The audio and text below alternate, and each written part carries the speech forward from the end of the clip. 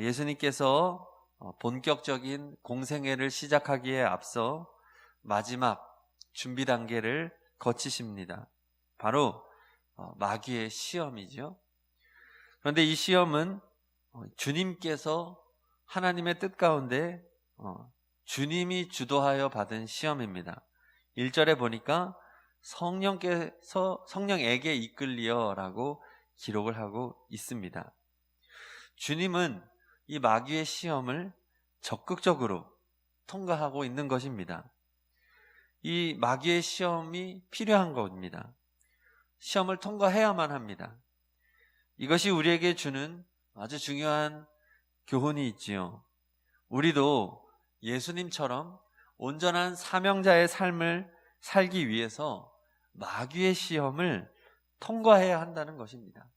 그리고 마귀의 시험을 적극적으로 돌파해야 한다는 것입니다.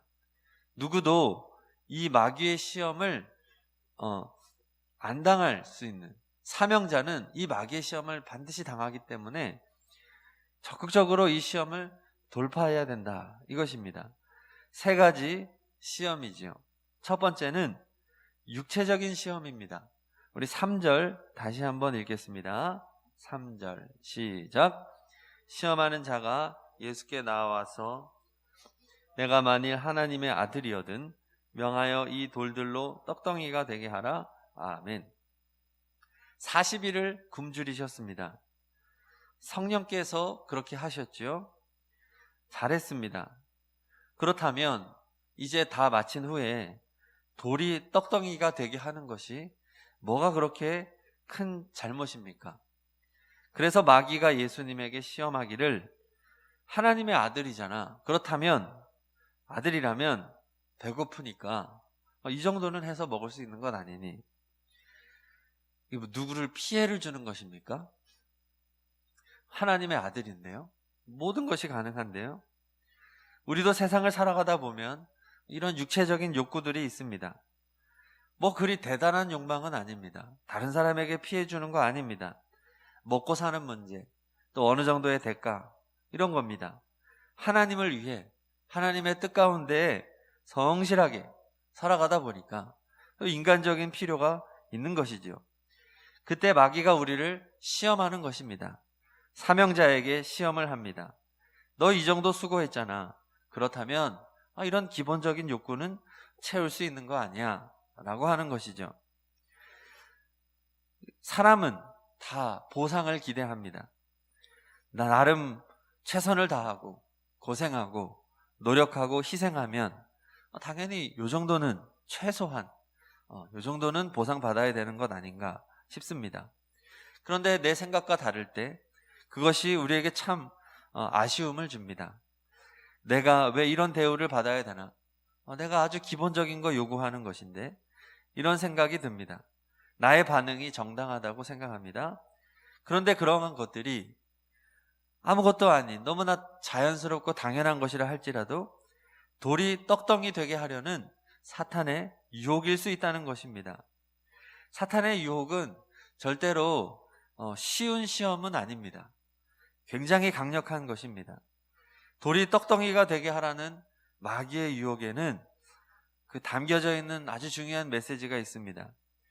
자신의 욕구를 위해, 너무나 당연하고 기본적인 욕구지만 그 자신의 필요와 욕구를 위해서 하나님의 능력을 사용해라, 이러한 교묘한 속임이 있는 것입니다. 나의 탐욕을 채우기 위하여 하나님의 능력을 사용해라. 하나님의 기적이 나를 향할 때 그것이 사탄의 유혹이 되는 것입니다. 하나님의 아들이라고 하는 그 예수 그리스도의 능력을 빙자한 사탄의 속임인 것입니다. 사실 예수님은 돌이 떡덩이 되게 하는 거 못하실 분이 아닙니다. 예수님이 행하신 첫 번째 기적은 혼인잔치에서 물이 포도주 되게 하신 분이십니다. 같은 맥락이지요. 완전히 성분이 달라진 것입니다. 물이 포도주 되거나 돌이 떡덩이가 되거나 사실상 큰 차이가 없습니다. 다 창조의 순리를 거스르는 것이었습니다. 그런데 완전히 다릅니다. 무엇이 다릅니까? 혼인잔치에서 물이 포도주 되게 바꾼 것은 주님의 욕구하고는 전혀 상관이 없었던 것입니다. 주님은 물이 포도주 되게 할 개인적인 욕구가 없었습니다. 그 기적에는 하나님의 뜻이 있었습니다. 완전히 망할 뻔하였던 혼인잔치를 완전히 회복시키시는 하나님의 능력, 그리고 물과 같은 인생을 붉은 포도주와 같은 예수님의 보혈로 적셔주시고 혼인잔치의 기쁨을 회복시켜주시는 그 하나님의 놀라운 섭리를 알려주고자 하는 영적인 그러한 하나님의 뜻 속에서 이루어진 기적이었습니다. 그러니 주님께서는 그 기적을 행하신 것이죠. 그렇습니다. 성도의 삶에 일어나는 기적은 자신의 욕구를 채우는 방향성을 가져서는 안 됩니다. 성도에게 일어나는 기적은 나를 향하는 것이 아니라 다른 사람을 향하는 것이 되어야 되는 것이죠. 이 교묘한 차이가 바로 마귀의 유혹인 것입니다. 내가 주님을 위하여 충성하고, 내가 주님을 위하여 열심으로 봉사하고 희생하고 섬김으로써 결과적으로 내 욕구가 채워지는 방향으로 가는 것, 이것이 사탄의 교묘한 유혹인 것입니다. 그래서 우리 집이 잘 되고 자식이 잘 되고 자꾸 이러한 나를 향한 방향성만을 갖는 것, 이것이 사탄의 유혹인 것입니다. 얼마나 많은 성도들이 이 유혹에 빠져 있는 것입니까? 다른 사람들에 대해서는 하나도 관심도 없고, 영혼 살리는 데는 구원도 하나도, 그런 것에는 하나도 관심이 없고, 하나님의 영광이 나타나고 하나님이, 예수님의 이름이 높아지는 것하고는 하나도 관심이 없은 채 그저 나 그저 내 욕구만 채우는 것을 위해서 하나님의 기적을 끌어오려고 하는, 나는 하나님의 사랑받는 자녀니까, 하나님이 나를 사랑하시니까 내 욕구를 채워주십시오, 다 이 기도하고 있는 것 아니겠습니까? 우리가 그것을 회개해야 된다는 것이죠. 사명자는 그러한 마음을 가지고서는 도무지 하나님의 사명을 감당할 수 없다는 것입니다. 두 번째 시험은 정신적 시험입니다. 5절과 6절 다 함께 읽겠습니다. 5절 6절 시작. 이에 마귀가 예수를 거룩한 성으로 데려다가 성전 꼭대기에 세우고 이르되 내가 만일 하나님의 아들이거든 뛰어내리라. 기록되었으되 그가 너를 위하여 그의 사자들을 명하시리니 그들이 손으로 너를 받들어 발이 돌에 부딪히지 않게 하리로다 하였느니라. 아멘. 마귀가 예수님을 거룩한 성, 예루살렘 성입니다. 예루살렘 성으로 데려가서 뛰어내리라고 합니다. 그러면서 계속해서 하나님의 아들이거든 이렇게 말을 합니다. 이것은 주님의 정체성을 물어보는 것이 아닙니다. 이것은 교만을 가져오는 마귀의 그런 수작입니다. 하나님의 아들이라면 시편 91편 11절 12절에 있는 것처럼 천사들이 그 발을 받들어서 상하지 않게 할 것이다. 지금 마귀가 성경을 인용하여 말하는 것입니다. 만약 예수님이 이 예루살렘 성에서 뛰어내렸음에도 불구하고 전혀 다치지 않는다면 이 예루살렘 성, 이게 이제 예배를 드리고 하나님의 백성들이 모여있는 곳이니까요, 대제사장들과 백성들과 얼마나 환호를 하겠습니까? 이분이야말로 메시아구나, 얼마나 좋아하고 예수님이 높임을 받겠습니까? 교만이지요. 명예욕입니다. 하나님의 일을 하고 나서 우리는 명예롭기를 원합니다. 인정받고 싶어 합니다. 내가 하나님의 종이라는 것을 증명받고 싶어 합니다. 이것이 유혹이라는 것입니다. 내가 대단한 거 바라는 거 아니다. 내가 물질적인 대우 나 다 포기하고 좋은 집, 좋은 차 이런 거 다 없어도 된다. 그러나 명예롭고 싶다. 이것도 마귀의 시험일 수 있다는 것입니다. 왜냐하면 그 가운데 교만이 담겨 있기 때문입니다. 내가 드러나는 것이죠. 하나님의 일을 열심히 하면서 인정받고 싶은 마음, 내가 드러나고 싶은 마음 솔직히 있습니다. 저는 예수님이 당하신 이 마귀의 세 가지 시험을 묵상하면서 스스로 굉장히 찔립니다. 저에게 다 하시는 말씀인 거죠. 정말 명예가 없어도, 사람의 인정이 없어도 정말 겸손하게 주의 길을 갈 수 있는가? 오늘 두 번째 시험은 그것을 우리에게 말하여 주는 것입니다. 명예욕과 우리는 싸워야 되는 것입니다. 교만과 싸워야 되는 것입니다. 항상, 그리고 우리가 낮아져도 기뻐하고 주님이 드러나는 것이 기뻐지는 우리가 되기를 소망합니다. 자, 마지막 세 번째 시험은 영적인 시험입니다. 우리 8절과 9절 다시 한번 읽겠습니다. 8절 9절 시작. 마귀가 또 그를 데리고 지극히 높은 산으로 가서 천하 만국과 그 영광을 보여 이르되 만일 내게 엎드려 경배하면 이 모든 것을 내게 주리라. 아멘. 마귀가 예수님께 천하 만국과 영광을 보여주고 그러면서 이제 나한테 엎드려 절하라, 예배하라는 것이죠. 그러면 이 모든 영광을 너에게 주겠다 약속합니다. 나라와 권세와 영광이 어떻게 마귀의 것입니까? 하나님의 것이지요. 그런데 자기의 것인 양 왕 행세를 하고 있는 것 뿐입니다. 이 세 번째 시험에 담겨져 있는 것은 예수님께서 십자가 없는 영광을 얻으라는 것입니다. 십자가 없는 영광, 예수님께서 십자가를 피하게 하려는 그러한 마귀의 유혹인 것입니다. 영적인 시험, 이것은 우리로 하여금 십자가 없는 영광을 추구하게 하는 유혹인 것입니다. 성도 여러분, 신앙생활을 하면서 십자가는 온데간데 없고 영광만 보는 성도들이 있습니다. 가장 마귀의 시험에 깊이 빠져 있는 사람입니다. 십자가는 없습니다. 영광만 보입니다.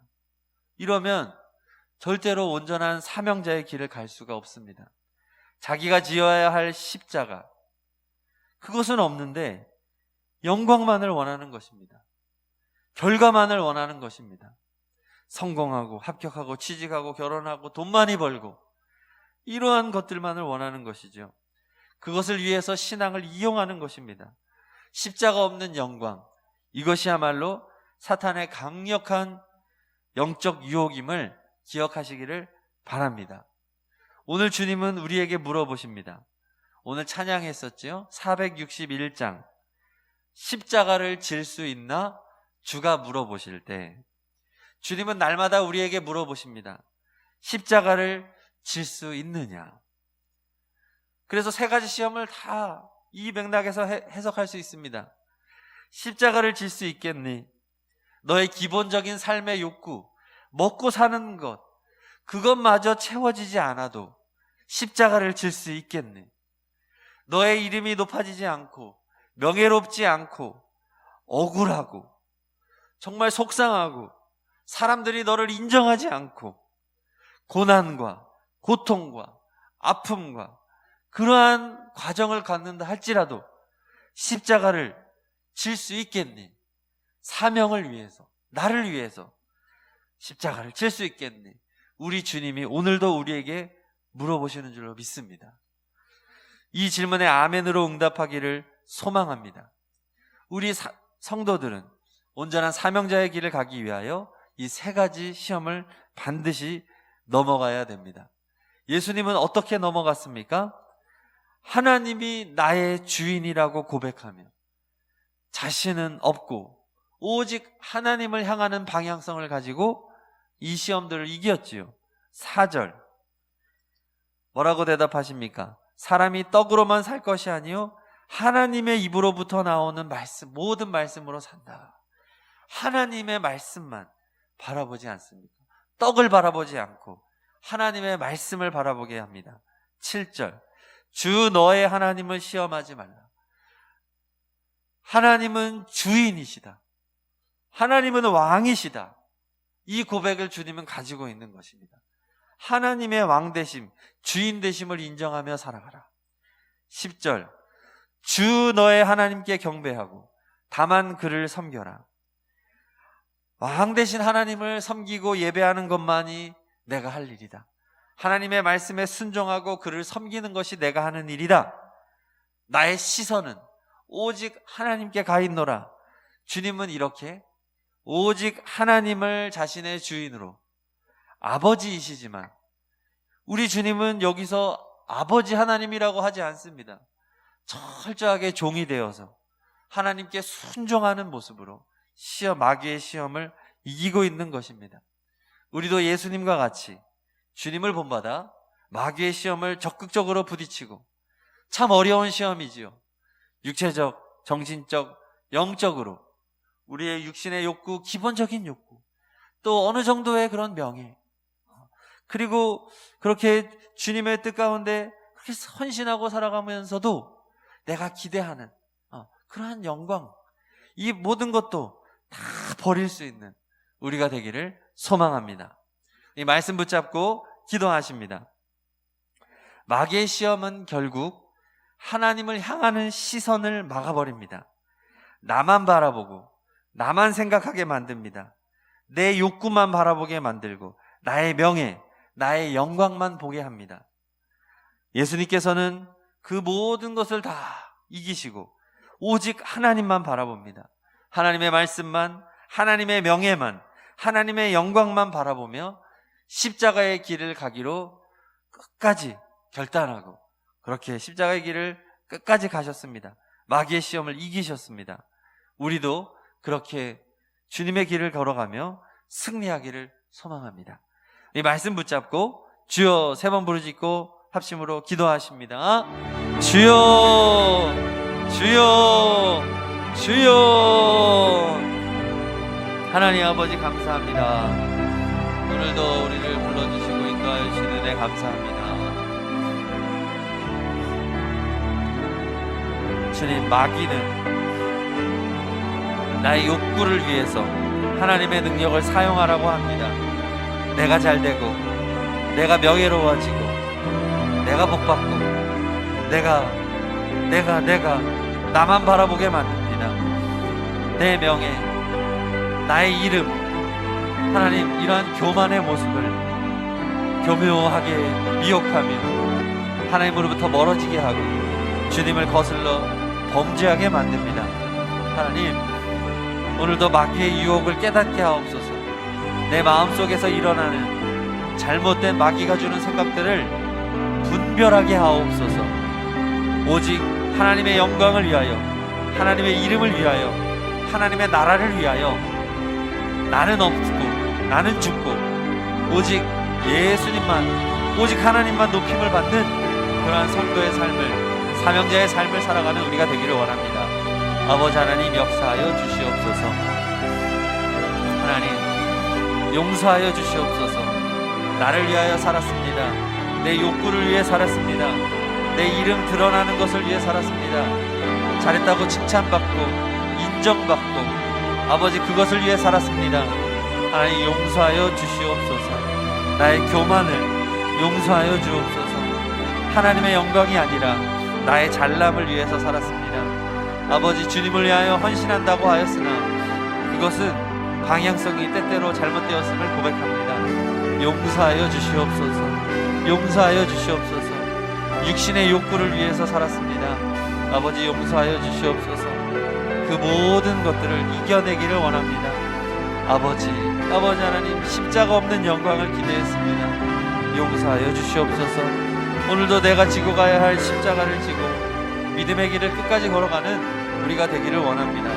아버지 하나님, 인도하여 주시옵소서. 붙들어 주시옵소서. 자비와 긍휼을 베풀어 주시옵소서.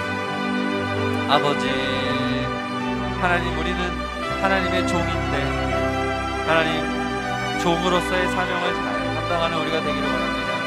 우리 성도님들 각자의 자리에서 하나님의 영광을 위하여 귀하게 쓰임받기를 원합니다. 오직 예수님이 드러나고 하나님의 영광이 나타나는 복된 삶을 살아갈 수 있도록 하나님 아버지 은혜를 베풀어 주시옵소서.